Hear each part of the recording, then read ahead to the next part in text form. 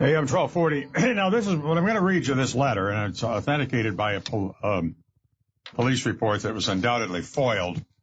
And I only say this because it's 9 months after the fact. It just goes to show how in politics, if people are out to play gotcha, they will. And sometimes it takes a while. That's why all these things in national politics. But anyway, somebody writes me a letter. They claim they're the concerned taxpayer. I don't know who they are. It says, do you suppose the average Joe drunk at 3 a.m. gets a courtesy ride from the Watertown PD?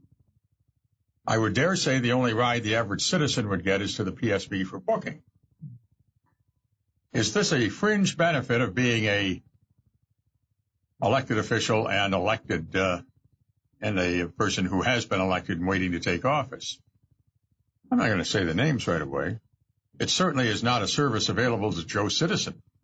The average Joe citizen would consider this unethical conduct, a.k.a. abuse of power by an elected official and misuse of city staff and resources.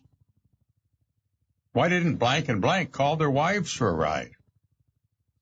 Probably because she wouldn't go. Why didn't blank and blank refuse the ride from the PD? Well, I got the police report here. Maybe I'll go over it in a minute, but that came up when I was in office. I can remember one time Chief Hennigan said to me, well, Mayor, if you ever had too much to, a little whatever, and need a ride home, you just call us. We'll come take care of yours. That's okay. Thank you, but no thanks. You don't want to get into that situation where not really subordinates, they don't think of themselves as subordinate to anybody, but subordinates know something about you or what you've been doing or something like that. Find your own ride home. So I would never do it, and I don't think it's a good idea. Is it an abuse of power? Well, I don't know. And did this story come up before, or the media? Because the media's got a little code of honor, too. Yeah. Well, we'll see. Let's see. The officer was dispatched to the left. A call came to 911 around 2-something. Local watering hole. I like the guy who owns it, so I'm not going to mention that either. I responded to blank for a check the welfare. The bartender stating that blank and blank needed a ride and there were no taxis available. It was upon arrival, this person stated he could not get a ride home due to temperatures below freezing. And the person stating there were no taxis or Ubers available, I requested Officer Dean provide a courtesy transport, which he did. Oh, really? It wasn't that cold that night. It was 25 degrees at that time of day on December 23rd. I looked it up on something called, what the heck is that service? It's Weather Underdog. Yeah, you can find out what the weather was. So that's kind of interesting. Now, getting a ride home, I don't think it's a good idea. Yeah. I mean, it's a good idea that they didn't try to drive home.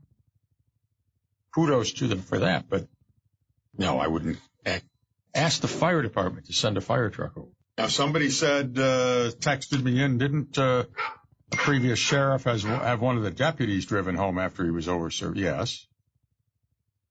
Yes. Yeah, it's just a question of professional courtesy, I guess.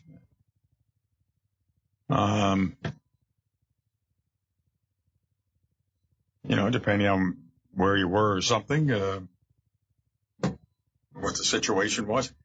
I don't know. I'd be hesitant to do that. I mean, if I had somebody who I've had to sit there waiting for a cab while, a customer that didn't call their cab in time is waiting on a cold night. So I don't know. I don't know what's appropriate and what isn't. I would wait for the Uber or the cab or walk on a 25-degree night before I would have the bartender call 911 and ask for the police to give me a ride home. Okay? That would be me, but others look at it differently.